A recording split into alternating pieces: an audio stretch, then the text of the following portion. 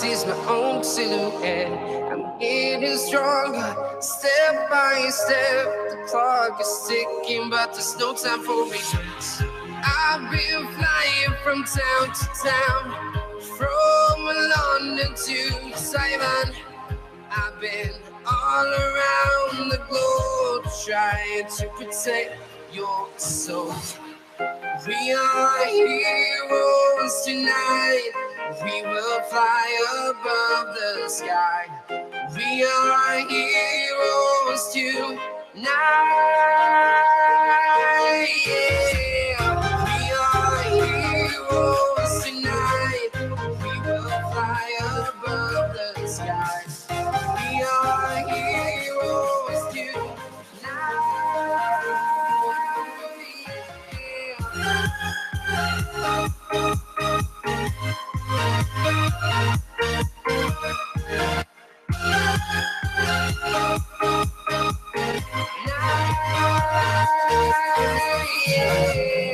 Feel like a dynamite, ready to explode right up in the sky.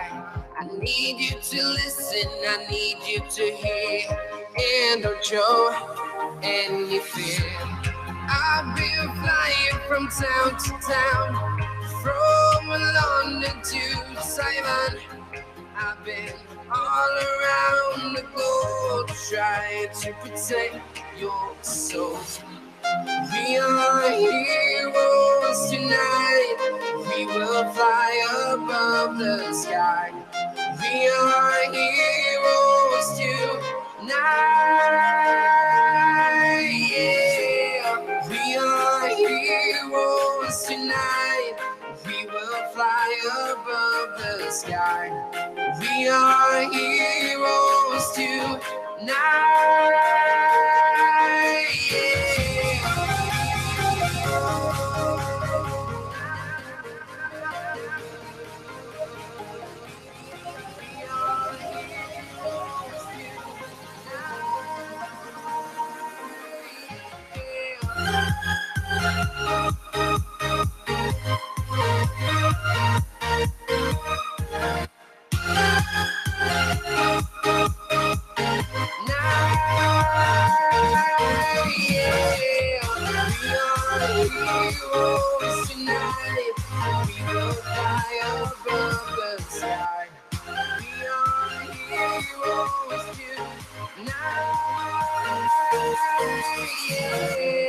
I've been flying from town to town, from London to Taiwan.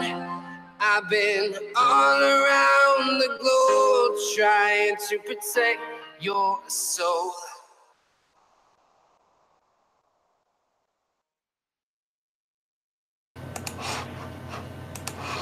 Welcome to the AfterMat, your source for WWE pay-per-view recaps. I'm your host, the People's Champ, Cal, and alongside me, as always, I have the Glamazon Delisha. What's going on, Delisha? Hey, another pay-per-view recap. I am ready. I know. It feels like it's been a while because we haven't done one. Like, we used to do them like twice a month, I guess it seemed, but now it's just like once a month. Well, yeah, I think also because the last pay-per-view, Backlash. I don't remember. Backlash goes after WrestleMania, so it's not. I keep forgetting that the last pay-per-view that we did, I think it might have been the beginning to middle of December, and because the Rumble was like at the end of January, it kind of feels like it's been a really long time. Yeah, because like we had to wait a while for for that to come out, so that's probably why it feels like so long. But yeah, so I mean, I don't know. I do have some things to say about the Royal Rumble that I did tweet out last night. Usually I don't really live tweet during events, but that kind of got to the Royal Rumble got to me a little bit. I think I was stuck on my thing, but the Royal Rumble got to me last night a little bit about what happened and stuff like that. And I don't know, we can talk about that later when it comes to it. But what were your overall thoughts about the show? To be honest, I had a lot of fun with this Rumble. I didn't go into this Rumble with a lot of expectations. I mean, there was like a match or two that I was pumped about, but I was actually just excited just to see like the entrance and how the Rumble would play out, even though we kind of had some predictions on how that would play out. But overall, I had a pretty fun time, and I don't think it was the wine because I started drinking later on in the Rumble. Well, maybe that might have helped. Maybe that might have helped with what happened later. But we haven't said hi to Solomon Vander in the chat. Welcome. Thank you for joining us. But yes, I guess we can start with the first match. The first match, unfortunately, I didn't have a thumbnail for because I didn't even know it was happening. It was just like, I guess, one of those matches that just happened on the pre-show. And I I'm not much one for the pre-show or anything. But it was like the tag team champions are Chad Gable and Bobby Roode against, I don't know what happened. Like, you probably know the storyline better. Why was there like one half of AOP and then like somebody else? Although I didn't see most of the match, I do remember why it happened because I was watching. It was part of early on in the pre-show. Drake Mathers was talking with Vince. They were talking about the cruiserweight or whatever. And as some people might know, I think it's Rhaegar. I always forget AOP's names. So please correct me. Occam and Razor. It's Occam and Razor because of Occam's Razor, which is like anything. The most logical situation is, or whatever it is like the right answer. Occam's Razor. That's why it's Occam. It's like that's what it is. So I think it's Occam who's injured. One of them's injured. I don't know which one's which, but okay, right. One of them is injured, and for some weird wacky reason only known to Vince McMahon, they said that since AOP and Revival are still trying to prove a point and trying to get into the tag team championship scene, he was like, we'll take one half of the Revival and the other person from AOP, and if you guys win, I guess both teams at some point will get a title shot down the line. But it was just thrown together. Nobody really knows why this match was even put together, except for just to have a throwaway match on the card and probably get Bobby Roode and Chad Gable some TV time. That's it. And who won that match? It was Chad and Bobby Roode. So it made no sense because yeah, which was weird because whichever AOP member that was, and I think it was Dawson from a Revival, they were working pretty well together. So if they would have won, it kind of would have made sense and furthered somewhat of a storyline going forward. But that's not how they wrote it. So it feels like it was just a throwaway match just to put something on to break up the analysis going on for the pre-show. Yeah, well, that's kind of stupid, but I we thought that the tag team division was getting like a reboot and stuff like that, which is great. When we saw like all those great matches in the tag team, we were saying like we always used to dread the tag team. Then we said, oh, we love the tag team division. Now it's back to like dreading the tag team division again. But we'll see what happens with now Heavy Machinery and them coming through, which might be a good segue to our announcement that I made just now on Twitter, and you retweeted that. Since it is the Road to WrestleMania, as you guys know, Royal Rumble starts the Road to WrestleMania. And the WrestleMania is the after WrestleMania show is the end of our season of AfterMat. Then we start season 3 of AfterMat with Backlash. But as you guys know, in between WrestleMania and Backlash, we're going to probably do our AfterMat annual awards again. So if you guys have any categories that we missed last year that you would like to see, I think last year in the live chat, I think Sidewalk Close brought up a entrance thing, and we're like, oh, let's do entrances this year too. So if you guys have any suggestions, something that's logical, not like best booty or whatever, best whatever you guys can think of, stupid thing, just something like logistical that would fit into the WWE world, stuff like that. But let us know. You can tweet at us. And we'll give you guys our Twitter at the end of the show. But tweet at us and see if you guys want, or just reply directly to that if you're already following us. If you guys want us to put up any special awards this year. All right. So the second match was the U.S. Championship match, which saw U.S. Champion Rusev defend against Shinsuke Nakamura. It was a pretty good match. I thought it was, a lot.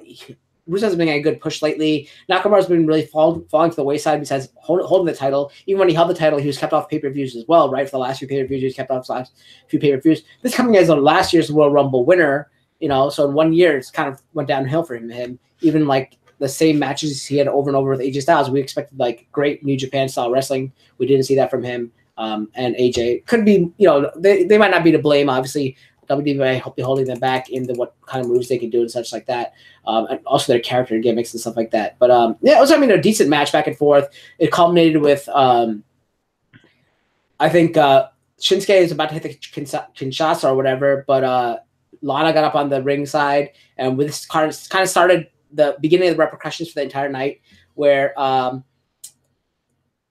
Rusev was about to hit Shinsuke from behind. Shinsuke moved.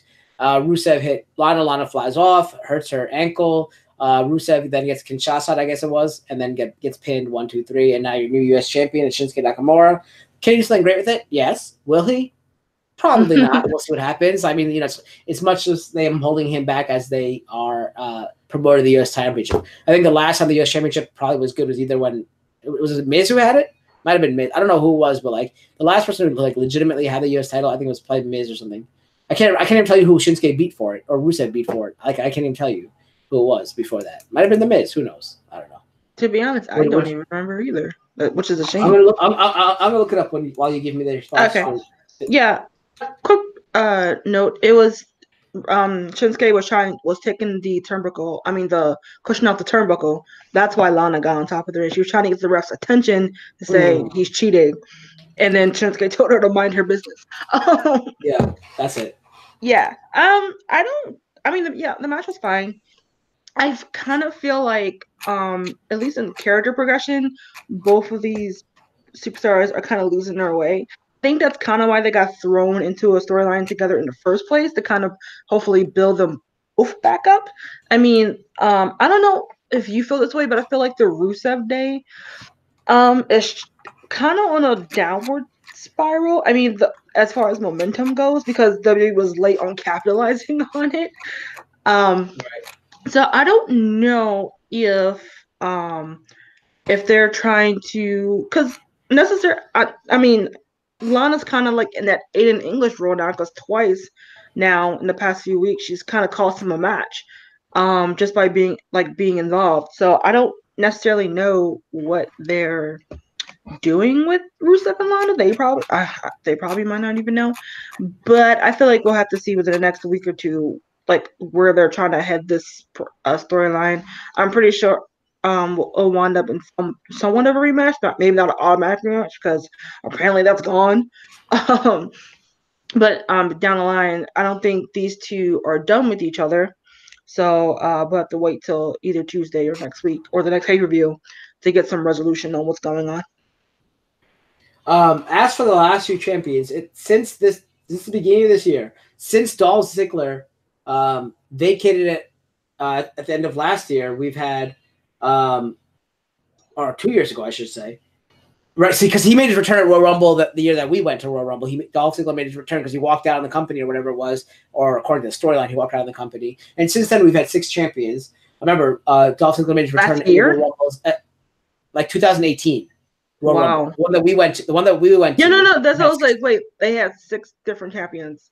Since then, yes. Wow. Okay. So Dolph Ziggler vacated the championship in December 2017. Mm-hmm. Walked away from the company, or whatever you want to call it. Came back as number 30, I guess, in Royal Rumble that year that we went. And then the title was won in a whatever you call it, a SmackDown tournament, by Bobby Roode, who then lost it, held it for about 2 months, lost it to Randy Orton, who lost it to Jinder Mahal, who lost it to Jeff Hardy. Jeff Hardy lost to Shinsuke. Shinsuke lost to Rusev, and now Rusev lost to Shinsuke. Oh, okay. Now it's coming back to me. Yeah. So that is what we've had. But I mean, there are people who brought prestige to the title. I think Bobby Roode would be better with that title than anybody else on the roster. But I guess they're not even on the roster anymore, right? Because he's on Raw now, so I guess it doesn't matter. But maybe someone like Kevin Owens, that was cool. If Kevin Owens held it, that was good. Stuff like that was great. But I guess that we dwelled enough about this. Is the most we probably ever talked about a pre-show match. But I mean, because I guess we both do like these 2 competitors, and seeing that on a pre-show is kind of weird. But yeah, let's go to the next match. This is like more your territory with 205 Live, which featured the Cruiserweight champion Buddy Murphy against Kalisto, who came out with a Fortnite llama, which is great because I'm a huge Fortnite guy, if you guys know anything about that. Also, he came out against Hideo Itami and I forgot the Kazawa. Yeah. All right. So what did you think? Wait, we gotta say hi to a few people. Sorry, we got Tom Zambino is shoveling. Luckily, you got some snow. So Tom Z. Winnings here. Technical Genius, welcome. Scott Inc., welcome. And Arrington, welcome. All right. Yeah, as usual with the pre-show, I don't always get a chance to like actually sit down and watch it. I didn't get a chance to rewatch the pre-show today. I was getting dinner ready. I caught the ending of the match. I could hear the crowd being into it, so that's always a plus. I know, of course, with any type of cruiserweight match, there's going to be some high spots, and I believe I don't remember if it was Tozawa or Kalisto who did a high spot. It wasn't a moonsault, but they almost missed it from off the top rope onto the mat. The outside, taking out everybody. But eventually, Murphy would win with the I forgot what his finishing move was called. Murphy's Law. Yeah, Murphy's Law on Tozawa, I believe it was.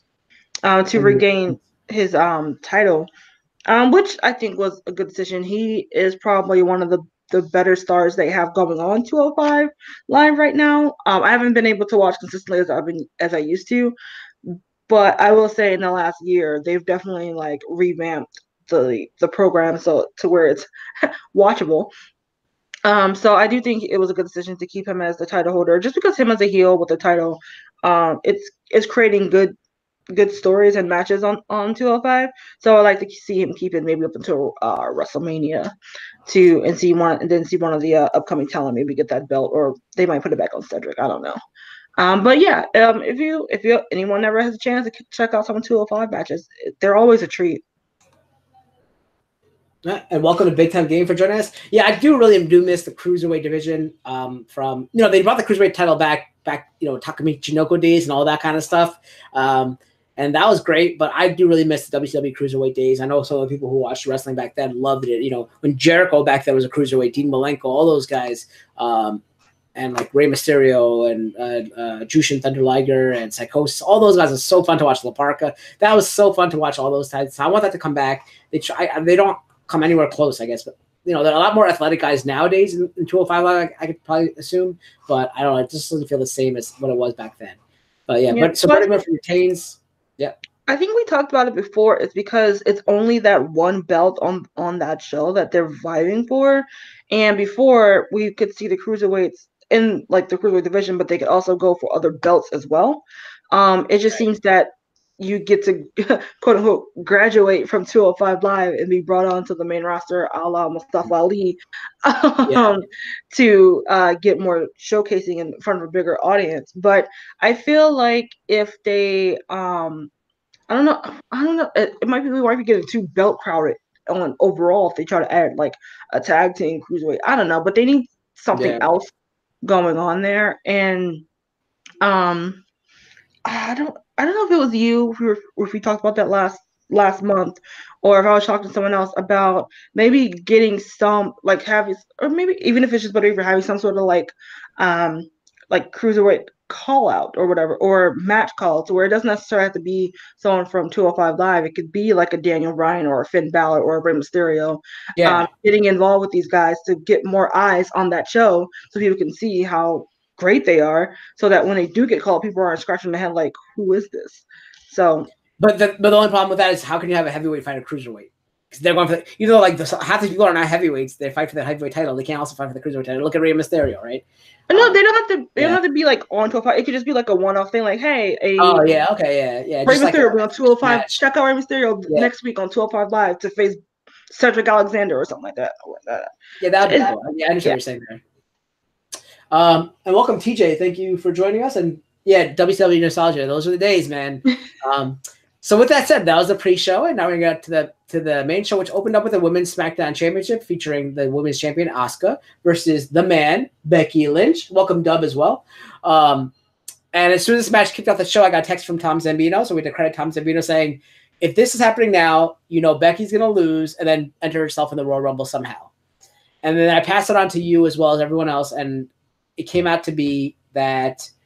I'm like, then she's probably going to go on to face and choose Ronda Rousey to fight at WrestleMania, which will probably make me want to go to WrestleMania, but I don't know yet. I'm still not sure. I don't know if I want to spend that kind of money, but we'll see what happens.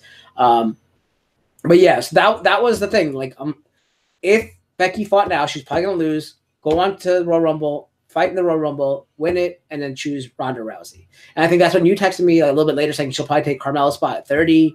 But like, we'll talk about what happens later. Because we texted you right back saying it can happen like blah, blah, blah. And then, that's what happened kind of. But we'll talk about later for the repercussions that happened. But yeah, this match was a good match. I thought it was good. There's great reversals and such like that. Like between like I don't know what she calls her finisher, the Oscar lock. And she put the disarmer on Becky. Becky also put the Oscar lock on Asuka, and the disarmer. And honestly, actually later on, not this match, but the other women's match, that final, I think when Sasha did like her, whatever it was, like a bank, I guess it was like a modified bank statement. She actually looked like she hurt Ronda with like pulling her arm. Like that's the only time I've ever seen anybody like actually do like a move where it looks like actually it hurts. Instead of them bending their arms like or legs the right way, like the calf crusher and all that kind of stuff. Like this actually looked like it hurt. But this was actually a good, well wrestled match, back and forth. Good reversals, good submission moves and stuff like that. But we saw Asuka retain by, I forgot how she won. Did she win? I don't think she tapped. Did she tap? Becky tapped? Tapped. Yeah. Wow. They actually got her tap. Wow. Okay. So, but yeah. So yeah, Becky is lost, and that's what started the wheels turning, because we said earlier with Lana getting hurt as well. But I thought it was a fantastic match to kick off the show. I thought maybe they'd hold this after the Ronda Rousey match, but I guess they got to put Ronda Rousey in more of a prime time thing. But yeah, I don't know. This was a good match, I thought, overall too, and I did enjoy it. And Asuka's retained. So what were your thoughts on this? About the same. I thought it was a good match. It definitely got the crowd revved up, because as people always say, it's probably the hardest matches to do is the first and the last, because it's opening and closing the show. But the crowd was still pumped because they just had that cruiserweight match probably about 10-15 minutes before, so they were still probably riding a high off of that. And then to open up with Becky versus Asuka, who the fans love, both of them. But of course, Becky's been on her monster surge as the most prominent over wrestler on both brands. I didn't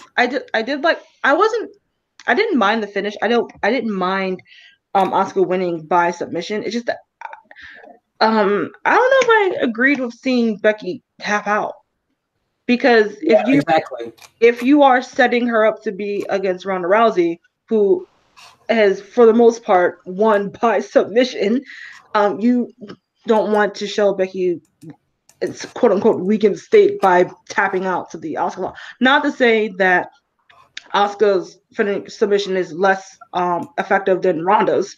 It's just that I don't know. Maybe if she just passed out for a bit, it would have been more putting both of them over. But in the end, it didn't matter, as we'll see later on in the show.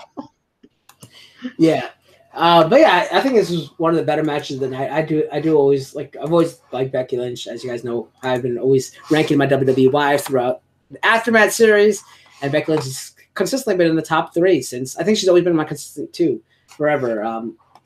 But yeah, that's awesome that Becky Lynch, I don't think she should have tapped out, but it's awesome that what we thought would happen happened, and we'll get to that in a little while. But yeah, so that was great. I mean, I thought it was a great way to open the match, solid opening. So I was pretty happy with the Royal Rumble at this point. The next match saw the tag team champions, Sheamus and Cesaro, SmackDown tag team champions against Shane and The Miz, which I don't know why they're still a tag team, because The Miz needs to be alone and doing his awesome stuff. But go ahead if I take this match. This was one of the matches I was not looking forward to, although I will say, after last Tuesday, when basically the bar whipped both Shane and Mrs. Ass, I was like, oh, this could be something. But we did get started off from the jump with Shane attacking, I think, Cesaro as sort of a redemption for whooping his ass last week. I think The Miz was in most of the was the man mostly wrestling in this match, and of course, anytime he's in the ring, I like it because it's The Miz. You can't help it but respect the guy. I think the only lackluster part of this match was the storyline and buildup of this match. The way that they were not thrown together, but the way it was more like the whole will they won't they team up thing, and making it and it was The Miz father being not happy with Miz for some reason or never making his dad proud for some reason, even though he is a former WWE champion. For some reason, being a catalyst for Shane and him teaming up. It just seems so wonky. It seems like it's just a McMahon writing himself in a storyline. I don't know that that's necessarily the case. But we all knew that when they started getting the push that Miz and Shane would win the belts, and that's exactly what they did. Although my favorite spot of the match was Shane trying to do a coast to coast on both Cesaro and Sheamus, to where Cesaro caught him and did the King of Swing. I don't understand how you're not sick after that match, especially Cesaro, when you're swinging for like 15 seconds. How are you not dizzy and sick? I don't know. And I thought it was funny that Shane was trying to keep his shirt down or up, depending on what perception you're going with, while he was being swung. I just let it go, Shane. Just let it go. But we have new tag team champions, and I'm hoping it's only for a short reign, probably to WrestleMania. And if this doesn't come into a Miz turning on Shane bit, then this whole thing was worthless. Yeah.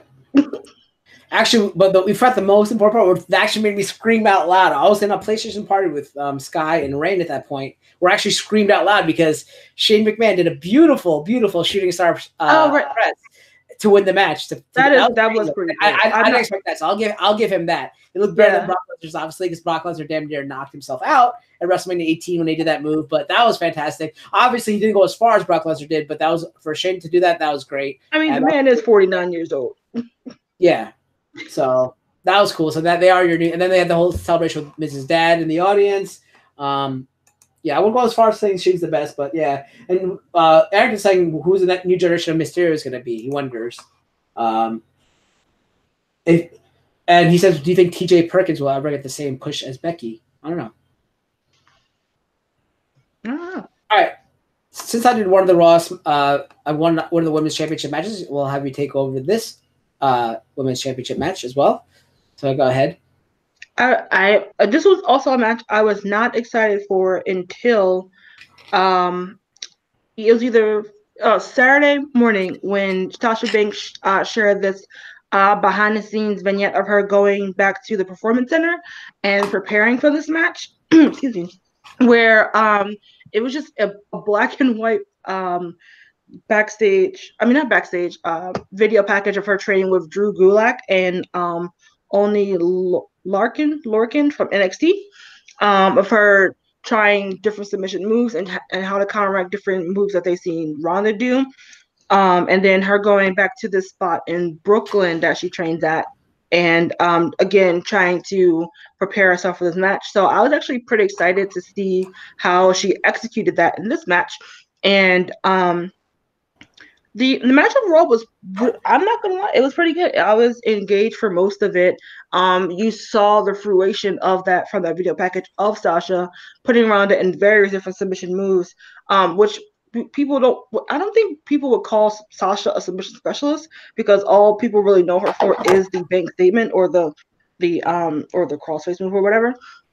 But to see her almost in a way go back to NXT Sasha, to where when people were trying to get out of the bank statement, she would push herself from the rope and roll them back over to the center of the ring. It was pretty cool to see some of those like throwback moves that she doesn't get to do much of anymore, and see her be almost more of the aggressor in this match.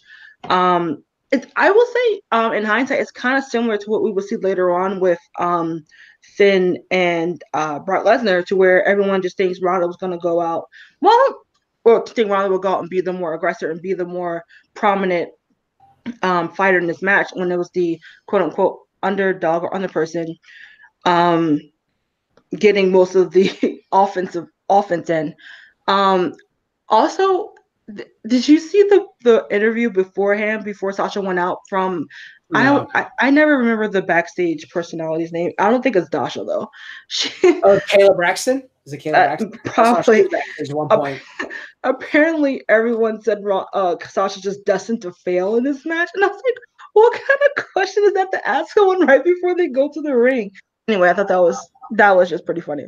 But overall, the match was pretty great. Ronda, of course, she won. I don't know. Have they ever put a name to what now is called Piper's Pit move before? I never heard them call that move before. Did you? No, I never had. I didn't even know it was called the Piper's Pit till now. Till you Yeah. just told. Oh, well, that's what they called it when she did it. So, um, She is a which huge Piper fan, so yeah, that's true. Also, shout out to Tom, who I agree with. Thank you, Rhonda, for getting a better form-fitting jacket. And remember, she's usually in the bigger jacket that she got from Piper's Son, Piper. which did not suit her whatsoever. But now she has a little smaller form-fitting one, which is great. And she subdued her more colorful makeup for a more, I guess, black and gray tones, which still needs to be subdued, but it was better than before. But actually, I think I don't know. It kind of looked like Sasha might have actually hurt Ronda a little bit when she did one of the armbar like moves on her, or That's if what I'm not, saying. She pulled her arm back really far. yeah, So either that or Ronda was just selling the hell out of it, which is great because that's what you need to sell it to make it look like it hurts. But overall, I think these two had a really good program, and then we talked about it before, but now it's been more explicitly shouted out that they are trying to set up that four horsewomen versus horsewomen match somewhere down the line, which I mean it was somewhat subtle if you don't know what that means, but if you do know what that means, you're like, oh, well, all right, here we go. But what did you think about the match overall? Yeah. So what I thought also, like I said, Sasha did pull out some of those crazy submissions where like she looked like she really was torquing on Ronda's shoulder and all that kind of stuff. So that looked really cool. Like I actually looked like first time ever. Like she actually made like the armbar look. I think it was supposed to be a Banks event, but she just pulled her arm back. Like she couldn't get her hand around, so she just pulled her with her arm. Like and like her arms like back like that. Like it was crazy. And it actually looked better than any of Ronda's armbars that she's done at all in WWE.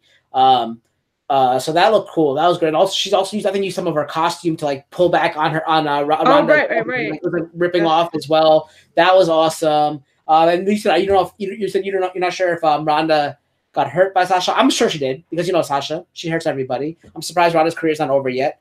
I mean, but yeah, to be honest, Ronda's hurt some of the girls too, so she's not all innocent. But the difference is Sasha's been training in WWE for a while and been doing this, right? Coming up, and that's her whole dream to be a wrestler. Ronda came from a real fighting sport to go down to something. That's the only difference is that Ronda's hurt somebody when she's trained to hurt people.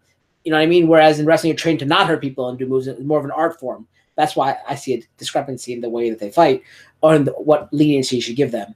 But yeah, it was a good fight. And then like at the end, she won without submitting her. So interesting to see enough that they made Sasha lose cleanly in a pin, whereas Becky tapped out, which was kind of weird. So I don't know. But the one thing I did notice is that Sasha's face kind of turned at the end while they're both walking up the stage. You see Sasha's face turn at the end. She's like kind of smiling, like happy. And then at the last, when she gets to the end of the ramp or wherever, because they had a weird ramp, it was like an L-shaped ramp. Yeah. She see her face change. So like, remember, I've been saying Becky is gonna be versing Ronda at WrestleMania, possibly. Who knows? We'll see. And that will cause the other women to come out. Because by that time, Shayna and all them will probably be up higher in the roster or debut on the roster at that time of WrestleMania. Something maybe, and that could see that. Remember, I said it's going to carry over till maybe SummerSlam. I don't know if they can carry it over. I mean, Survivor Series. I don't know if they can carry that long, but I see it like having them start building up after WrestleMania to see each other, and there'll be the four horsewomen going back and forth somehow throughout and build up to Survivor Series. Maybe I don't know. Yeah, because as it stands, no.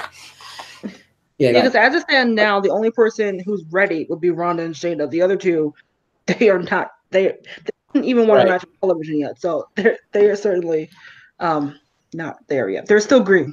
So yeah, I've seen there was some backlash on Twitter that people thinking that it might be. Some people were saying it's too soon. Some people were saying that it's overplayed. Nobody cares about this anymore.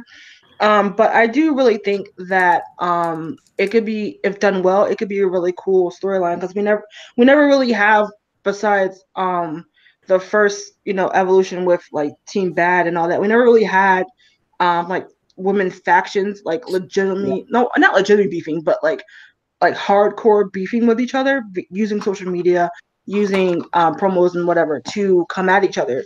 And it's the 4 almost top tier talent that WWE had for the last couple of years. So I think that it'd be a really cool storyline to explore.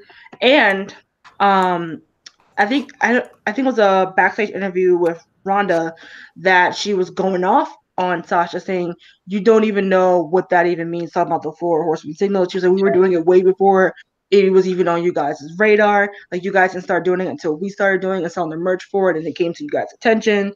And I actually didn't know that was true.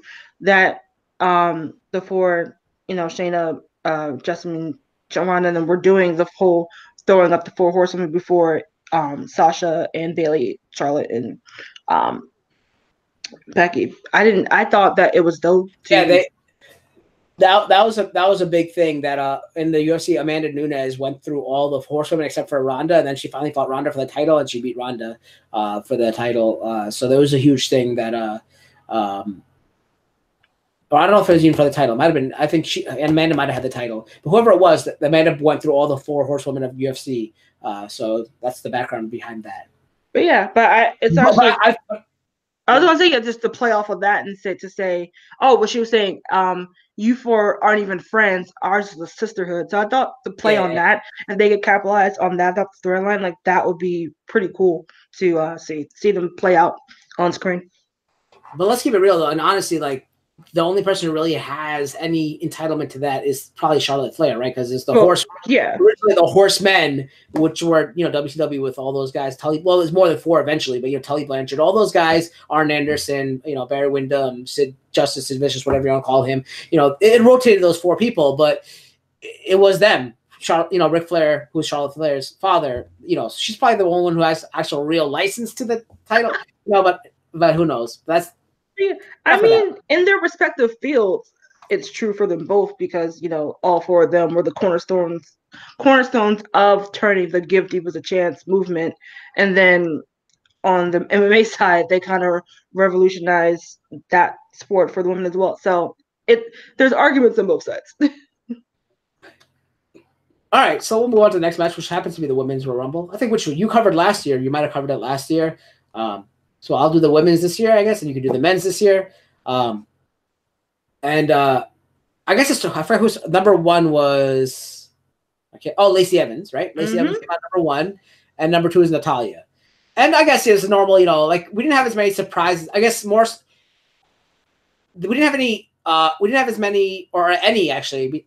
I don't think we had any. Unless you count Maria, then no. Maria Canales, but Maria Canales is currently on the roster, right? So it's not even a throwback. So we had no throwbacks. It wasn't like Stacey Keebler. A lot of people thought AJ would come out, or like what's her name? I don't know why. Caitlyn. It wasn't anybody callbacks. All NXT takeover people and performance center people and current women on the roster. No Tori Wilson, no Trish Stratus, no Lita, nothing like that. So that was great to see. And, Natalya lasted there for a long time. Nia Jax was, I think, number 30, right? Or 29. So 29, right? Because 30 was Carmella, right? But, yeah, so there wasn't really anything to note. I thought Kacy Catanzaro really shined in her time that she was in there. Because the first time, like, she was thrown over the top. It wasn't thrown over the top, but, like, over the top rope, but she landed on the apron. To come back in, she did, like, a full handstand and turned it around into, like, a gymnast move into, like, a flying head scissors or whatever it was. It was crazy to see. It was really cool. I think she really shined. And then other than that, there weren't that great or big moments that I saw. A lot of interesting stuff. But like I really was drawn to Kacy Catanzaro with her athleticism. A lot of them are really good. Like Lacey Evans really did do well. Nikki Cross had a cool move when she first came in. But the one thing that bothered me was the second time Kacy Catanzaro was thrown out, she landed on her back. Right, but her feet were still up in the air. So technically, they're like, "Oh, she's not eliminated because her both feet did not touch the ground." Okay, right? That is the rule of the Royal Rumble. Both feet must touch the ground. Correct? Both feet must touch the ground. Mm-hmm. Now they took that way too literally because in football, if you get tackled, if your hand touches the ground, you're okay. But if your knee or elbow or forearm touches the ground, you're down. And obviously, if your back or butt or anything touches the ground, you're down. Okay. If your whole back and your whole body touches the ground except for your feet, you should be eliminated for the Royal Rumble, right? What stops anybody from? So Naomi did the thing again where she like caught onto the barricade, ran around, and jumped. Why even do that? Just lower yourself down, hop on one foot, and come back into the ring. All the spectacular stuff that people do to get back into the ring means nothing when you can hop on one foot. Hop on one foot. Which brings me to my next point, is that technically, if I remember his name correctly, Zach McGowan has never been eliminated for the Royal Rumble. He's still an entrant to the Royal Rumble. Why? Because he has one leg. I'm not hating on him for having one leg, but if the rules say both legs have to both feet must touch the floor, he has never been eliminated for the Royal Rumble. Therefore, he should be in every WrestleMania match till now, because that's stupid. Change that rule. Don't change. If you go out, you're out. That's what I mean. Like, if your back touches the floor, it doesn't have to be both feet. Like, that's that they're taking it way too literally, because the same thing happened with Kofi a little bit later in the men's match when you get to talk about that. I loved how Casey Catanzaro used that, but if your whole back touch, she should have fell over and landed on her hands. That would have been cool, like Kofi once did, because I think he got tied up, and then he ended up landing on his hands and did a handstand and walked in. If she did that, that would have been cooler. But if your whole body falls out except for your feet being in the air, even like I think Kofi got thrown over later and he completely fell out and one foot hit the ground, well, the other foot he just raised up in the air. Why not just roll around on the ground with one foot up in the air and never get eliminated? Like, that's so stupid. Like, if your whole body's out, you're out. That's how I see it. It should be like that. But I do agree. I do agree with that. But I have to give her how she came back in the ring was really clever. It was cute. I loved it. I loved everything about it. I loved her whole impact that she had. But yeah, it was good. Then we had number 24, the Return of the Goddess. Alexa Bliss came back. That was fantastic to see. She had a great move that she actually went right to Twitter after she did it, where she did the back handspring into a double knee to the chest of Ember Moon. She wants to have that. She asked the Twitter audience, "Can you name that? Make the name for that." I couldn't think of anything clever at the moment, but that was cool to see. And then Charlotte was already in the ring at that point as well. Then we see Lana come out at 28, I think it was. She came out. But she could. That's when the text went through. We're saying like, hey, maybe she can come out. Maybe Becky can take her place now because she can't walk out. And because your original thing was that Carmella should take Carmella's spot and stuff like that. But yeah, that was before I saw Lana hobbling out onto the ramp. Becca and Carmella's too much of a star compared to Lana. I think, in my opinion, at the moment in the WWE universe, she's too much of a star compared to Lana. Nia comes out, throws Lana, adding more injury, I guess. And she went back in, and then Kamala comes out, does all her stuff. Then Becky comes out, goes, I'm taking Lana's spot. Everyone's like, yeah. So she goes in, takes her spot. All hell ensues. You text me, wouldn't it be awesome if Becky throws Nia out? I think Nia throws Becky out, but under the ropes or something, and then Charlotte throws Nia over the top, but Nia lands on the apron, and then Becky pulls her legs out from underneath her from the outside, eliminating her. Becky's too hurt to go back in. They're like saying, you can't, we're going to award to Charlotte. Becky climbs back in, fights on one leg, throws. It was great. I think it was a great match I think they fought on the outside for a little bit, but I was about to text you guys right before it happened. I was going to text you. I bet you Charlotte goes over with a big boot, and then they just like kind of pull her on the rope, and she flies over with a big boot. And that's pretty much what happened. Charlotte went for a big boot. Becky ducked. Charlotte flew over the top, and that was it. Becky's your 2019 Women's Royal Rumble winner. She gets to choose whichever champion she wants to fight at WrestleMania, which I'm assuming is going to be Ronda Rousey, because why fight Asuka when you couldn't beat her at Royal Rumble? Maybe she wants to get more revenge. Wants to get revenge, even the score. But why not? At the biggest stage of them all, having the biggest marquee match that they were supposed to have at Survivor Series, but couldn't do because of the injury of the face breaker, which, that there's a callback to that during the Royal Rumble as well between Nia and the standoff that they had.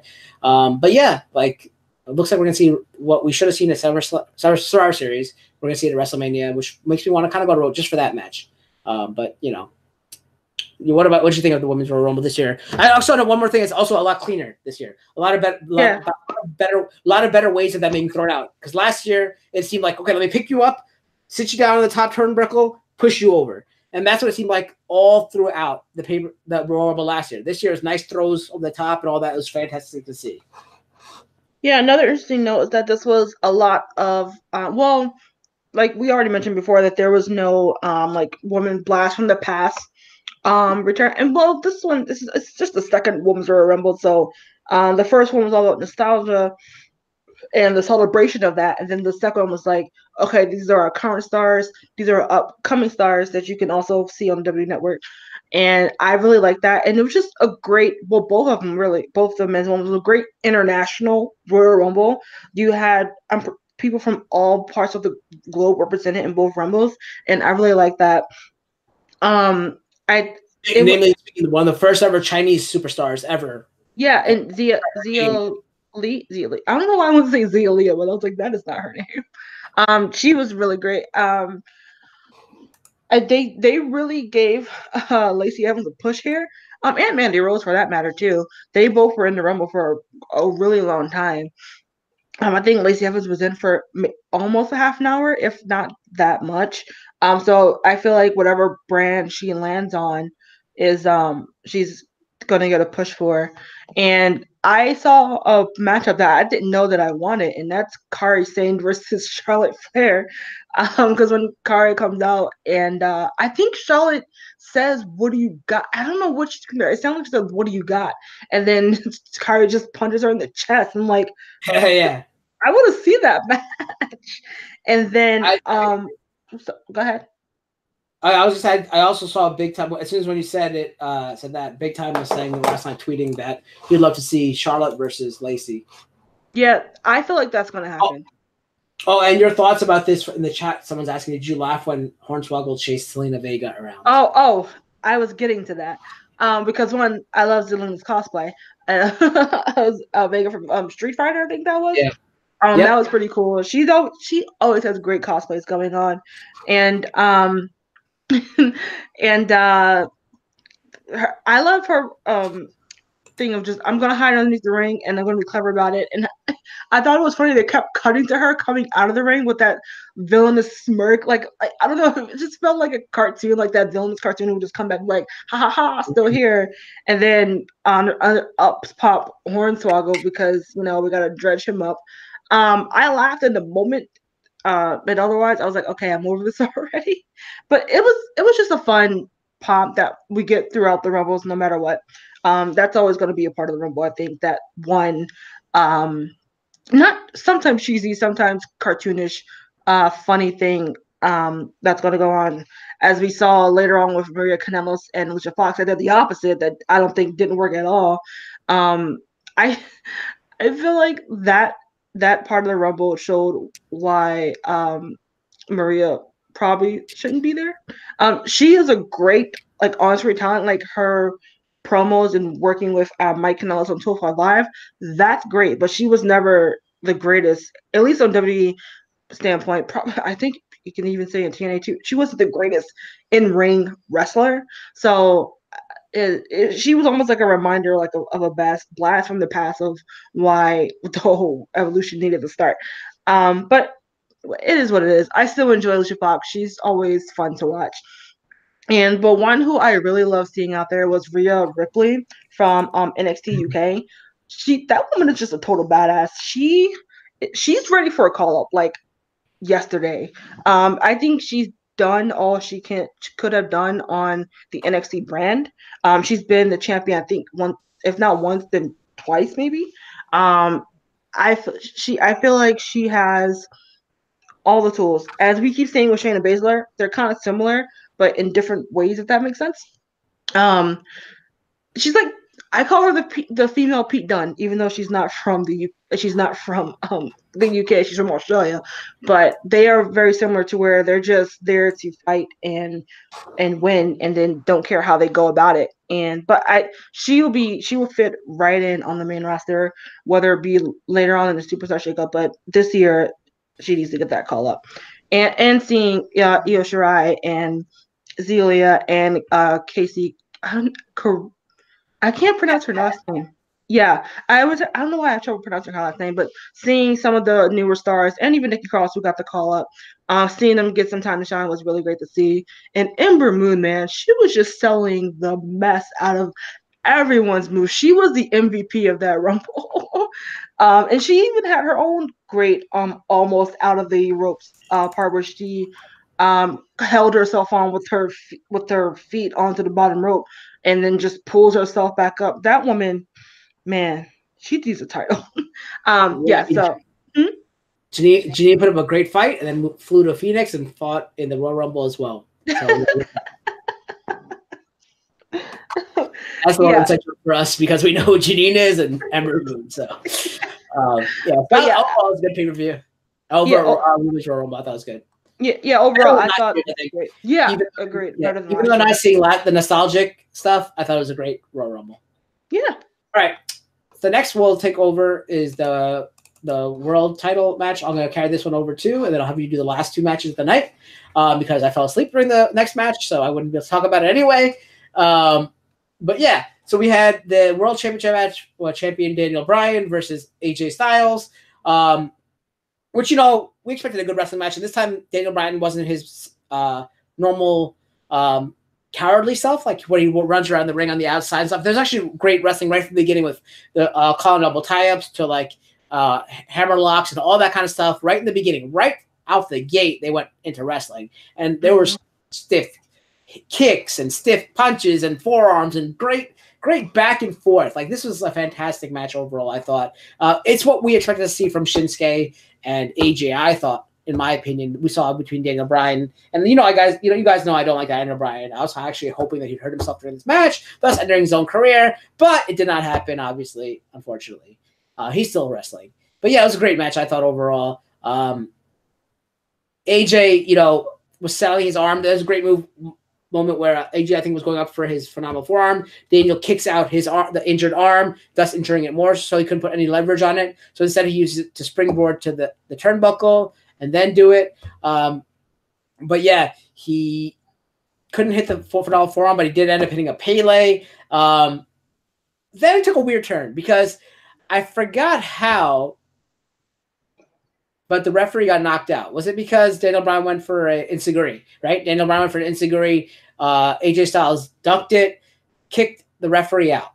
Okay, referee goes out, no problem. We see that happen. AJ goes for the Styles Clash, hits the Styles Clash. While this is all happening, Eric Rowan makes his return and comes to the ring. I had no idea why. Comes to the ring.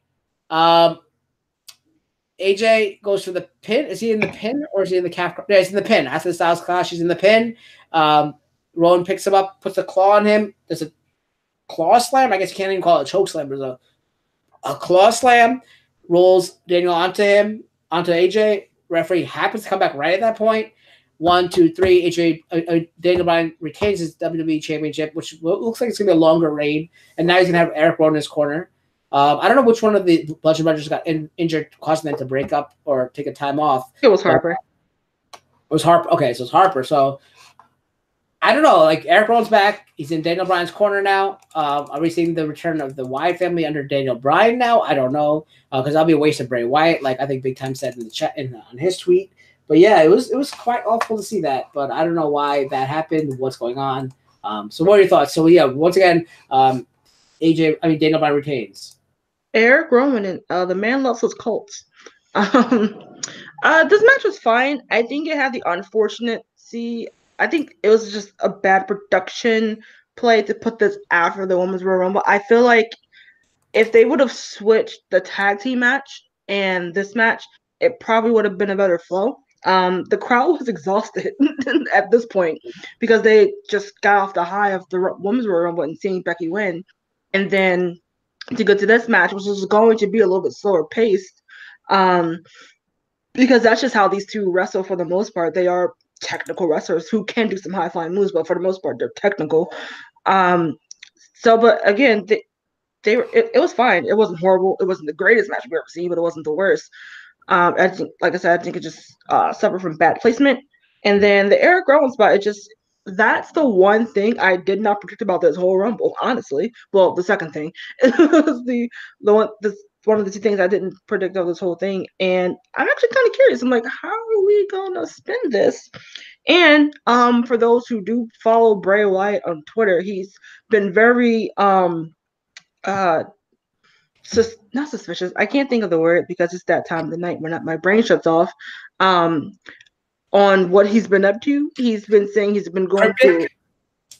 Yeah, thank you. He's saying he's been going through some sort of like rebirth. He's seen the light. So people are thinking that they've been keeping Bray and Luke and Eric off TV to possibly kind of repackage the Wyatt family into the but now under the tutelage of Daniel Bryan, somewhat. I mean, this is just all speculation at this point because none of us really know. But that could be pretty interesting because Bray definitely did need a rebranding. He was not going over well with the cult leader. It was going stale, so they needed a maybe a poor chance of words, but a revival of himself. So this could be a spin to keep that like cultness of his character, but in a different way of they're all still being in plain clothes, lumberjack shirts, but still being, that type, but in a different way. Supernatural still. Yeah. Or it doesn't even have to be supernatural. It could be just that cult-ish feel with a new packaging, so to speak. So I'm curious to see how it plays out.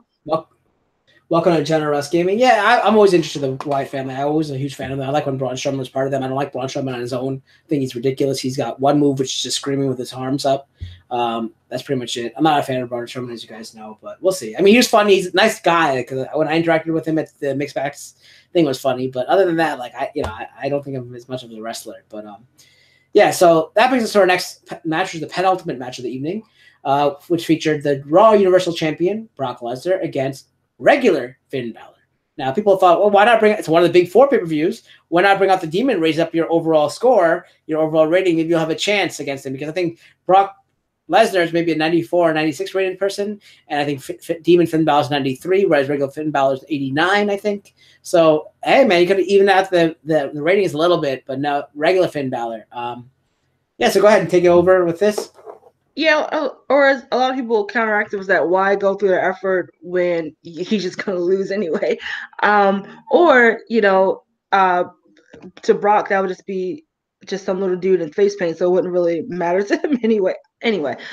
This match again, it was one I didn't expect to like but I wound up did because I just figured it would be Brock just suplexing Finn all over the ring, and then that'd be the end of it. And then on to the Men's Royal Rumble we go. We did get that eventually, but straight out the gate, Finn Balor was on the offensive side for pretty much most of this match, just straight up almost trying to go toe-to-toe with Lesnar in that striking manner. He hit him with like 3 coup de grace in a row, or at least stomping on his chest in a row, it seemed like. And then there was this one spot to where Finn pushed him to the announce table where it looked like Brock's hip or whatever caught the corner. And they kind of played on that throughout the rest of the match to where they had to censor him because Braun was cursing up a storm in the ring, because I think he actually might have like hurt himself or something like that. I mean, not like a bad injury, but like, you know how you hit a body part on something hard and it stays with you for a bit. But I like that it wasn't a squash match, so to speak, because we all know Brock was winning. I don't think anyone questioned that. But from time to time, WWE play with you and let you think that Finn just might win, because the Royal Rumble's full of surprises, guys. But that didn't happen. After Brock got his arms around him, he suplexed him around the ring as we thought he was going to do from the beginning, and then ultimately got the pin. But that wasn't all, guys. After he was done, he again just started suplexing Finn again and again and again for reasons we don't know why yet. We might know. But the one thing that I did like about this match is that for one of the few times in the past year or so, it looks like Brock was actually selling moves. So I actually feel like Brock actually respects Finn a little bit, because it's not always you can get Brock to sell more than his own moves or do more out of his own 2 moveset of the F5 and the suplex. So the fact that we got Brock selling and selling that he was visibly frustrated with Finn getting the best of him, I thought that was really cool. And may or may not be the last time we see these two in the ring. But I do like the theory or speculation that we should maybe keep Finn off TV for a bit, and then during a shakeup, send him to SmackDown, put him back with the club, or because as making this beatdown make it seem like, or not make it seem like to install Finn that maybe he can't do the solo by himself, and maybe he does need some some friends, and who better than, or give the fans what they've been wanting for since they've all been brought over to WWE, is to get the club together, and actually do something with it. I mean, because their shirts still say the club, and they still call them the club. So, right. Put it to fruition. So yeah, what I was gonna say, I don't think he won by pin. I think he didn't get to. I don't think he even got to do I don't think he even got to do that 5. The only reason why I woke up from my sleep is because they were screaming, and it was. I think he had him in the Kimura, and you're right. Kimura, and it was actually a very good looking. Yeah, I don't know if he passed out. He might have tapped out, whatever it was, but it was actually a good looking Kimura. Like, it actually looked like it hurt. So I don't understand. I don't know why I forgot, because now everyone was memeing Brock's face during the Kimura lot, because it was like the bug eye. Yeah, they're like, he must really care about this match, that he's actually showing emotion. So yeah, it was actually a really nice Kimura. That's why when I saw him do it, I'm like, oh, that's because I woke up from the screaming of it. Like, oh my god, he's got him in a Kimura, and I woke up and I was like, oh, that kid. So, but yeah, that was a good match, I thought. What do I think about it? I actually honestly thought Balor was gonna win. I had no idea. Like, I don't read any of the dirt sheets or anything like that, so I didn't know. I thought Balor would win and go on to fight, whoever won the Royal Rumble. I mean, maybe I didn't think he was going to win, but I thought I was like more like 50 point, whatever, 9,999 that like Brock would win, and 41, whatever it is, 49.1 that, like I was the closest to thinking that Balor would win. Only reason why I thought Brock would win is because I thought Drew McIntyre would win the Royal Rumble, so they face each other at the Royal Rumble.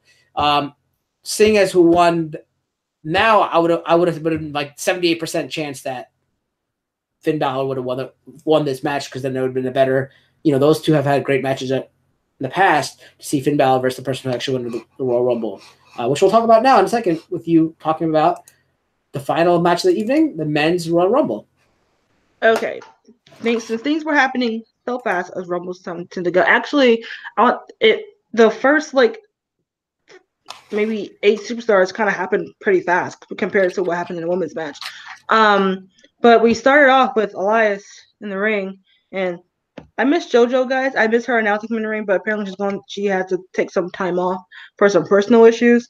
But because I don't know, her saying Elias is better than who's the male announcer's name? I don't know. Anyway, so he's in the ring with his guitar, doing his song. Even though it seemed kind of like it was going back to the heelish Elias, he was kind of insulting the crowd a bit, but the fans were still eating it up still. So I don't know what the heck we're doing with Elias at this point. But he was interrupted by the number 2 entrant. The lone surprise entrant was Jeff Jarrett. Well, the first lone surprise entrance of Jeff Jarrett returning, which had people scratching their heads, even though they loved it, because Vince said he would never work in the WWE ever again. But they had a little back and forth going back, and then the match officially started. And then a callback to Jeff Jarrett of old, Elias hits him over the head with a guitar and then throws him over the top ring. And I thought that was pretty cool. I wasn't a big Jeff Jarrett fan, because he wasn't really involved when I started watching more fluently. Yeah. The earliest number I have of him is that match with him and China, the Good Housekeeping match so yeah. Back when they're not demeaning anybody. Yeah, right? When we respected women wholeheartedly in the WWE or WWF at the time.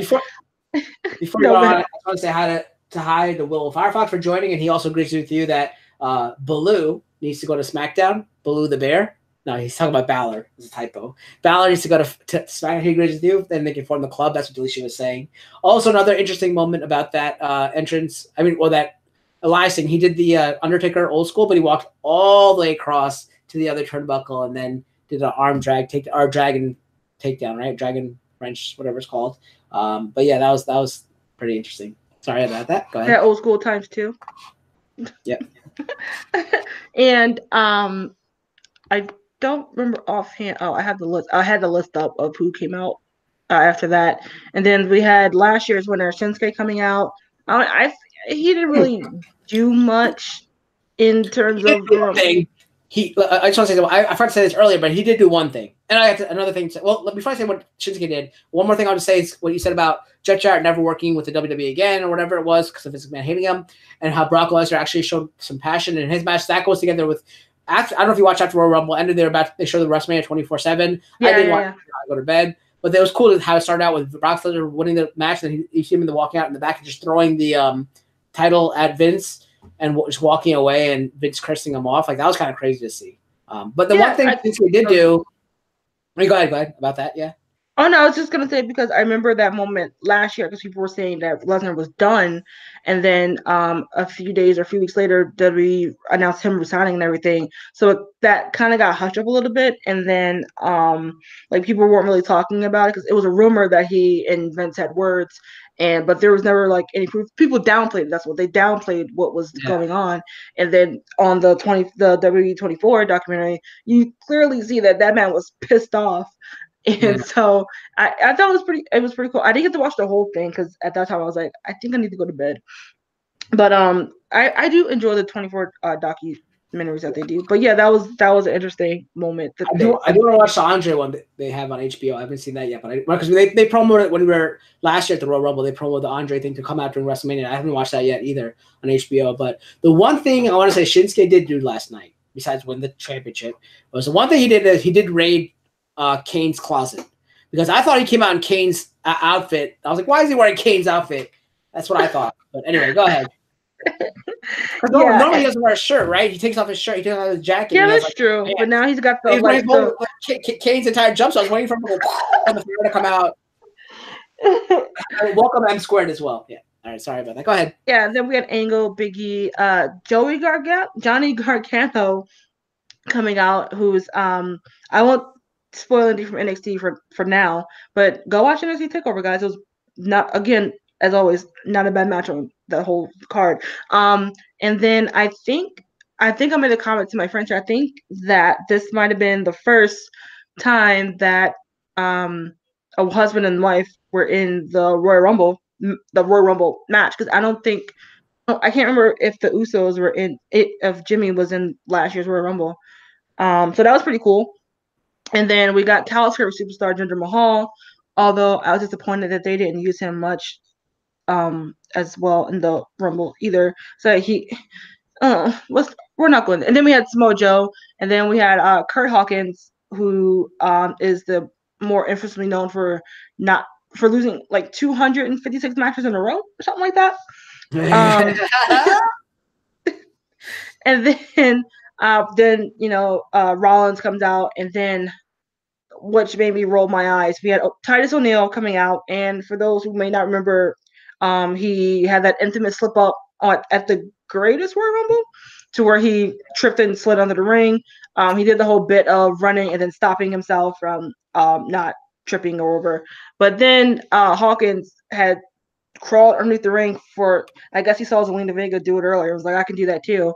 And for some unknown reason, unbeknownst to us, Titus follows underneath the ring. And then later on, they both come off on the other side. No Hornswoggle in that part, though. I don't know why. I guess he decided not to go back. There is a correction also. I did also predict that. I did predict some surprise entries. I did say Gargano as well as someone else from NXT coming up. It's all on Will's channel. If you go check out his Royal Rumble prediction thing, he played it out on the WWE game over on the Will Firefox channel. And I'm in the comments below. You can see all the predictions of returns I said, and I said all as well as surprise entrances. But last year we did have Rusev and Lana in the Royal Rumble. Oh, okay. Well, thank you for that. Because husband and wife too, right? I'm pretty sure they're real life husband and wife. So, and you want to say Uso, right? Which Uso is she married to? I think it's Jimmy. No, the Usos were in the pre-show. I don't think they were actually in the okay. Yeah. Okay. Yeah, I had forgotten about Lana. Sorry, Lana. Didn't mean to do that to you. Okay. And everyone forgets Lana. I don't mean to, CJ. I promise. But so Hawkins eliminated Titus O'Neil it was so stupid. But after that, we had Kofi coming out and Mustafa Ali, who did really well in the Rumble, lasting a good while, probably I think almost 30 minutes as well. And then Ambrose and another dumb move. No Way Jose, who's hey guys, still employed, comes out and he gets the Adam Rose treatment, like almost like verbatim what happened when Adam Rose was still around and they had the Rumble of him getting into the Rumble and then immediately getting kicked back out. And so I feel like I want to be like Jose, just let your contract be played out and go to AEW. You'll probably be treated way more better over there, because he really is a talented wrestler that just gets written so poorly. But after that, we had Drew McIntyre come out and just smash Jose's face in as he was going back to the locker room, and then he took out some extras from the Conga line as well. I will go back to some key moments, but I'm just giving some people a little recap of going down the line. Then we had Xavier Woods. We already talked about his spot with Kofi Kingston of catching him and like doing some sort of rollover, helping him get back in the ring. And they were immediately eliminated by, I believe that was by Drew McIntyre. Yep. And then sorry? Yes. Oh, okay. Drew McIntyre. Yeah, and then after that, we had two of my favorite superstars. Of the new batch of stars we've seen. We had Pete Dunne from NXT and NXT UK come out, and then after that we had Andrade, and those two were doing some work in the ring. It was really cool to see Pete Dunne just get some matchups with Drew McIntyre and Rollins and I almost said Apollo, goodness gracious, Samoa Joe. So I was like, I can see him in matches with all those dudes, and for him to just go toe to toe with them was really cool to see. And but after that, we had Apollo Crews and one of my favorite NXT superstars at this time, Aleister Black, come out. And he had a really nice pop on that too. And then another employee who I forgot was employee Shelton Benjamin came out. I just want to sign a petition to get his old music back because I keep forgetting what his theme song is. But if they went back to his old one, the Ain't No Stopping Me Now, I'll know every time he comes out because without the Titron telling me so. And then apparently Michael Cole needs to know who between Shelton Benjamin and Apollo Crews because he mixed them up later on in the night. He's like, oh, and they're like, that's actually Apollo Crews that went out, not Shelton Benjamin. Cal, you know all black people look alike. I know. And I'm just gonna quickly back down the list, and then we'll go back and discuss some of the key moments. Hardy, Mysterio, Lashley for like 5 seconds. Braun Strowman coming in for an injured John Cena. That made me nervous because I thought they were going to give him the push to win. And then Ziggler, and then Orton at 29. And then what was supposed to be R-Truth at number 30 because he won the Mixed Match Challenge turned out to be Nia Jax because there's no rules, so she can do that. But that was actually the second surprise besides Jeff Jarrett that I know some people like disliked it, but I thought it was kind of cool to see her come out and kind of like in a WWE cosmic karmic way get her comeuppance for keeping Becky Lynch out of that main event that we all wanted to see. But she went in and in great heel form eliminated the fan favorite of Mustafa Ali. And I love the stare down between her and Randy because now I want her and Randy at WrestleMania. I don't know. That's not going to happen, but I thought that would be pretty funny. To where people thought, like, are they really going to let her take an RKO? And then she, like, knocks them down. They're like, oh, okay, yeah. They're not going to do that. And then lo and behold, she gets the 619 from Rey Mysterio, then gets RKO'd by Randy Orton, and then gets a super kick from Dolph Ziggler, and then Rey and Orton eliminate her. So I just thought that was pretty cool that one, she got the hanging air with the guys. They respected her enough that she could do that to hang in there with the guys, a la Beth Phoenix, Chyna, and I feel like I'm missing someone else because she was Karma to do so, and I thought that was pretty cool. And then to also keep her looking like a tough badass because it took 3 finishers and 2 superstars to get her out the ring. So I thought that was pretty cool. And to all the backlash saying, oh, does that mean Braun Strowman can go in the ring and just knock people out? Or people who are yelling at, as the internet does, about this is about men hitting women. I was like, well, don't go watch season 1 of The Punisher episode 1 of season 2 of The Punisher, or you'll be fairly disappointed in that too. But guys, it's all scripted television. They're not really beating up a woman and telling you that's how you do things. It's WWE. Take it with a grain of salt. But I enjoyed that moment. I thought it was pretty cool. Like I said earlier in the Women's Royal Rumble, we're always going to get those comic spots or those like cheesy or poppy spots. It's just to keep it fun. Yeah. Well, now. Oh, sorry. From my perspective. I didn't even tell people who the winner was, but I guess because I figure we all know anyone. Anyway, is because earlier before Nia came out, Lashley got eliminated very quickly, I think, by Seth Rollins. So he dragged Seth Rollins from underneath the rope. So he's not eliminated, guys, and power slams him onto the announce table. And that's when everybody knew Seth Rollins was winning the Royal Rumble because he got to rest out for about 10, 15 minutes. And then I believe our final four was Strowman, Andrade, McIntyre, and Rollins, if I'm correct. I don't think it was McIntyre. Oh, okay. I think I was already up there. Ziggler. I think I did Randy Orton. It was Ziggler. Sorry, because he eliminated McIntyre. Ziggler, yeah. I was worried for a second because I thought that we were going to give it to Braun, and I'm a fan of Braun. I do like him, but I think his time has passed. I think again, he might be on a downward spiral of his clout, so to speak, in the company. I feel like he might be. I don't know. They might be big showing him not in terms of face and heel turns, but in terms of usage of him not going to get that top guy push.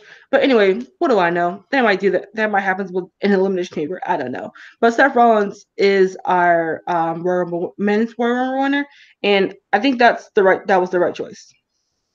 Predictable. Yes, when it came down to Braun, because I really obviously wanted Drew.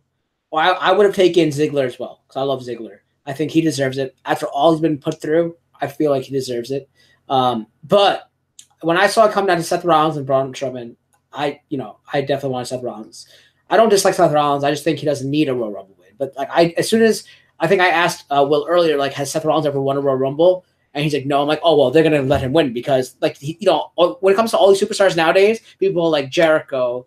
I don't know if Jericho's ever won a Royal Rumble, but Jericho, like The Rock, Austin, HBK, John Cena, you have to have won, and Randy Orton, every title. You have to have won every title. You have to have won Royal Rumble. You have to have won a main event at WrestleMania. It's just, you have to be a Hall of Famer nowadays, unless you had a great character back in the day, nowadays you have to have won all the more than a Grand Slam. Grand Slam championships, how it is in WWE. The Triple Crown is like WWE Intercontinental, and then the rest, the tag team, the Grand Slams, also including the European or whatever that nowadays they have. Whatever it is, you have to have the Grand Slam. You have to have the win a Royal Rumble. You have to win a King of the Ring. You have to win every single thing now to be that superstar. That's why I knew Seth Rollins would get it.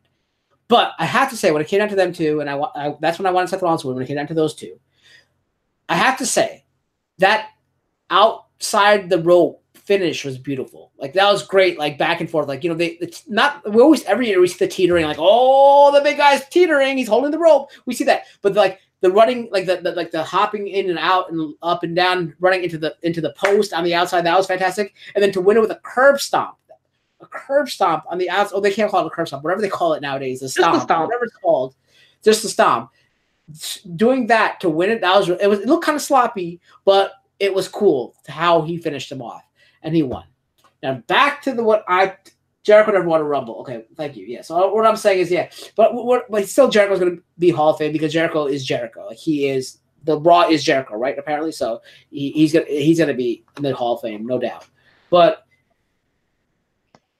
the thing I have to say about Nia Jax, all right, it's great what they've how they're pushing women and all that. That's great. I would have loved having Nia Jax come to Royal Rumble had there only been a men's Royal Rumble. Now that they have a women's Rumble, what's the point of throwing a woman into the men's Rumble? that just for that shock, that's cool. I loved it when China was in it, Beth Phoenix, Carmella. That was awesome to see. I popped. Trust me, I popped for that. But having her come, so that's what's not stopping Braun from entering the women's Royal Rumble next year. Why not? What rule? The same thing about the 2 feet in the ground rule. What is the point of these rules now? If you're not going to follow them, kind of thing. You know what I mean? I don't have a problem with Nia Jax entering the Royal Rumble, but if there's a women's Rumble, what's the point of ending them? If you don't, I get it. I definitely get that argument as well, for sure. If you don't want the men's Royal Rumble, why can't I just go in at night, put on a wig like Santino Marella, and go fight in the women's Royal Rumble and win that? Santina. You know, like, come on, like it's stupid. That's why I don't like that. Like, I mean, like, you know, like I said, if there was never a women's Royal Rumble, then that would be awesome, Nia Jax, because she deserves it, right? Like, I think she works really hard as well. I don't like how she broke Becky Lynch's face, but I do like how hard she works, and she, you know, she's one of those people in the company that do deserve it. I also think Tamina should get a good, nice push because she's worked so hard for such a long time, and her and Natalya too. Natalya was champion for a little bit recently, obviously, but Tamina is one of those people who goes under the radar. Same thing with Alicia Fox. I know you're a big Alicia Fox fan, but you know, like all those people, like, you know, I was telling Will, well, because we were watching it pretty much together, texting each other as well. I'm like, you know, I would have seen someone like I knew R-Truth would probably get cheated out of it, but mostly I thought he'd get like outsmarted. Like, oh, here's a hot dog, or here's a coloring book, R-Truth. Like, you see someone hand no, like, you know, because you know how they played off how stupid he is with, like, we're going on an all expense paid trip to somewhere sunny and tropical, and he chose like the Titan Towers in Greenwich, Connecticut. Like, I thought you'd see on camera, but off the Royal Rumble, you'd see a little box come up and show like R-Truth, like, here you go, use this coloring book, and like you'll see him coloring, get so excited, and then you'll hear, so we have a deal, and you see like a handshake, right, and then they pan up, and like you see a smile, and you see Sami Zayn, right? You see Sami Zayn, like, you think Sami Zayn takes his 30th spot, right? Sami Zayn pulled him out of the 30th spot. Then the music for number 30 hits, it's actually Kevin Owens. So it was like a deal brokered by Sami Zayn to get Kevin Owens to come back at number 30. Like, that would have been something cool to see. Like, that's like, and like I said, I don't really mind a woman going in. Like yeah, I didn't mind it back then, but now with a women's Royal Rumble, it kind of upsets me. And next of all, after that, also, you know how many guys like could be pushed or at least have a chance to fight the Rumble, like Kevin Owens, who missed out, Sami Zayn, who missed out. They could have got Tommaso Ciampa in there. They could have gotten like Velveteen Dream in there. All these guys that could have been like having their moment at the Royal Rumble have taken away because they've Nia Jax's second moment in the Rumble, because she already had a lot of that hype when she faced off against Becky in the actual Rumble this year. Like, there was like all that glitz and glamour. They already had that draw, you know. So she kind of took away from another guy having his own moment at the end, you know. Yeah, I get it. Well, she didn't take it away, but yeah, I get it. Well, yeah, but you know, I mean, like her, putting her in that spot took away. I totally get it too. But yeah, other than that, like Seth Rollins winning, he doesn't need it, but he could have found his way to win the Elimination Chamber. Maybe Finn Balor win the Elimination Chamber and go on to WrestleMania. We never know. Or if this is for another spot at the other title, who knows? I don't know. I don't know what's gonna happen, but it was a good Rumble. I liked one of the best ending sequences. At the end, you know, the last two people. You know, it's not just like, oh, like one guy got thrown over and then he thinks he won, and the other guy comes up behind him because he skins the cat, comes back and throws him over. We've seen that 1,000 times. We see another time where like a guy charges the other guy at the rope, the guy ducks, pulls the rope down, the guy flies over. You know, we see the head scissor take over. This was one of the best and most creative ways to end the Royal Rumble with two guys on the outside. I loved it. That was my best part about it, besides, you know, seeing people like Aleister Black. And the cool moment I want to say is Pete Dunne doing the finger thing, and then like I think it was like director was like, oh, like, and then he like popped it back into place like that. That was kind of cool to see. That was actually awesome and fun to watch. Oh, Aleister Black, okay, yeah, who popped it? So those are cool moments, you know. Like, so overall, it was a good thing. So I guess we'll go on to our lows and highs. I think you have Joe's first that you want to do, and they can do yours. Yeah, I do. So. Sorry. Yes, he said, overall, a good pay-per-view with good action and storytelling. His high point was Becky Lynch winning the Rumble. His low point, he said, was a tag team match on the kickoff show. But he said if he can only count for the main card, then he'll go with the tag team match on the main card. But overall, he said he would give his grade as an A-. Oh, pretty high. Okay. Yeah.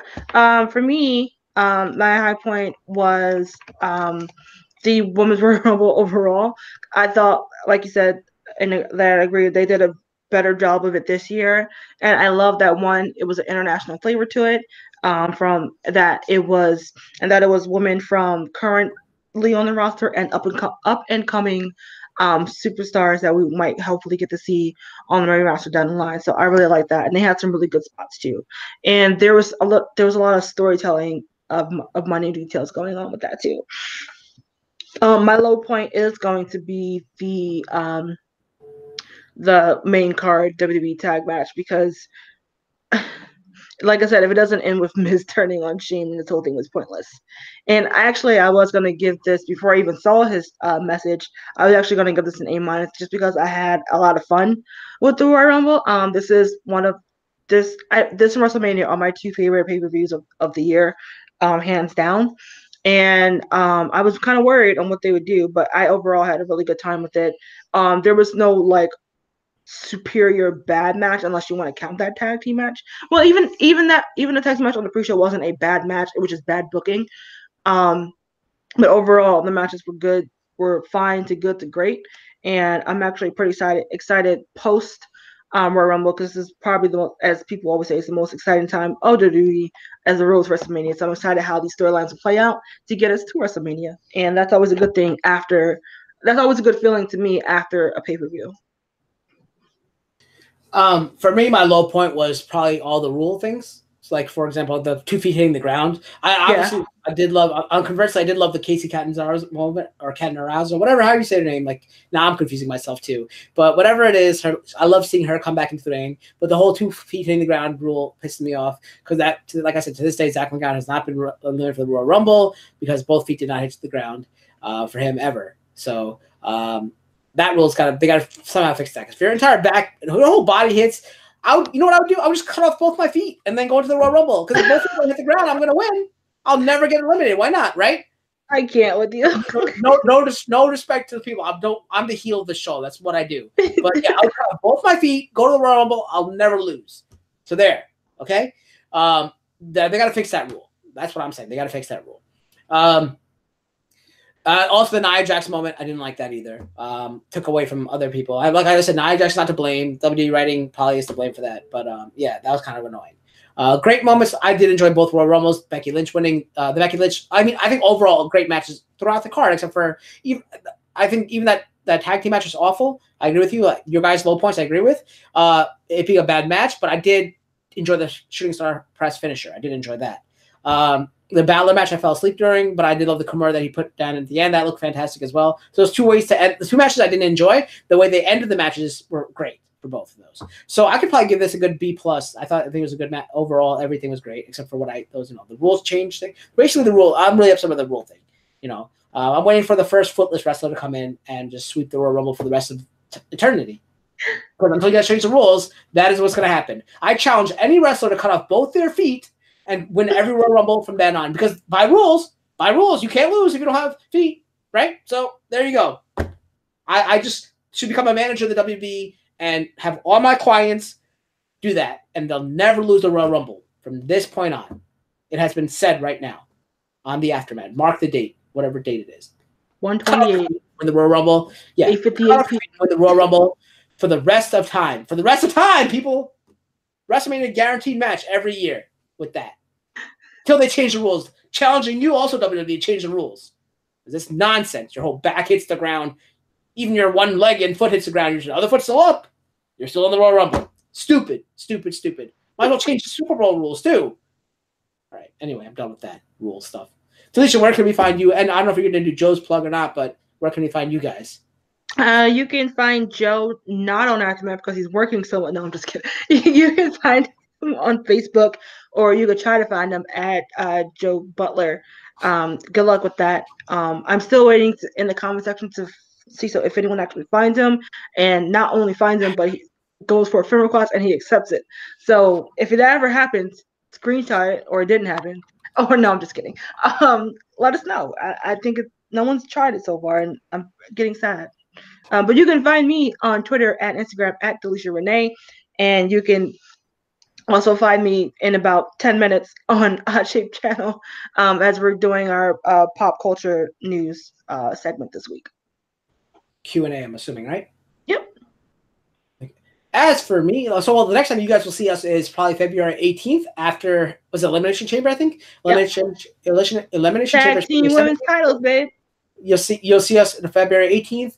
The women's tag team title. So that'll be some new history in the making. I always called the first ever women tag team champions would be the Iconics. But they might make it Sasha and Bailey. Just to but it's probably Sasha and Bailey. Four horseman thing. going, but I'd rather see that Connex as it. But who knows? We'll see.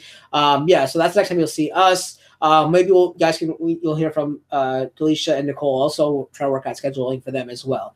But as for me, I am your host, the People's Champ Cal. You can always find me here on what's this? YouTube and Twitch at the Kingslayer Network, or on Twitter at KingslayerNet. And I do gaming shows from 4 to 6 p.m. every day, Eastern time. So I probably won't catch me on Ashik channel after this, and I can stop in and say hi. But as you know, I go to bed early because I wake up at 4 a.m. So that's why I have to get this. I start the show a little earlier in respect to Ashik channel as well, so you guys can get over there right after the show. But yeah, I do have school Tuesday through Friday this week, so I'll be going to sleep early for the rest of the week until Friday evening. But until then, guys. Oh man, what did I used to say now? I forgot the thing. Keep slamming the haters and reach for your goals and be the champion of your own goals. See you later, guys. Night.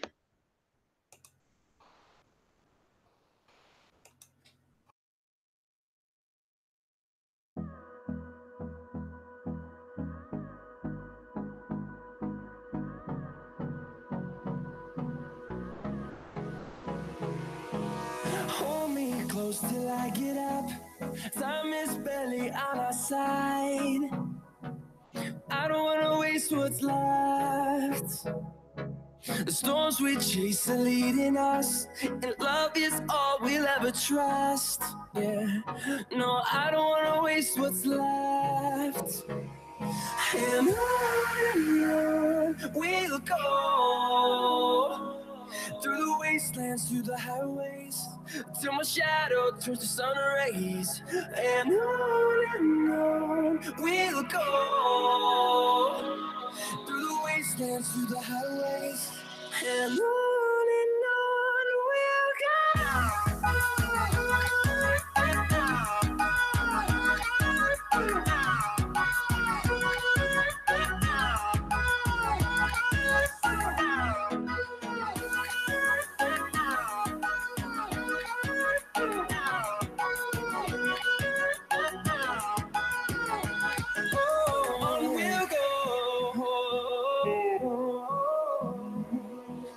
Finding life along the way, melodies we haven't played. No, I don't want no rest. Echoing around these walls, fighting to create a song. I don't want to miss a beat. And on we'll go, through the wastelands, through the highways, till my shadow turns to sun rays. And on we'll go, through the wastelands, through the highways, and on we'll go.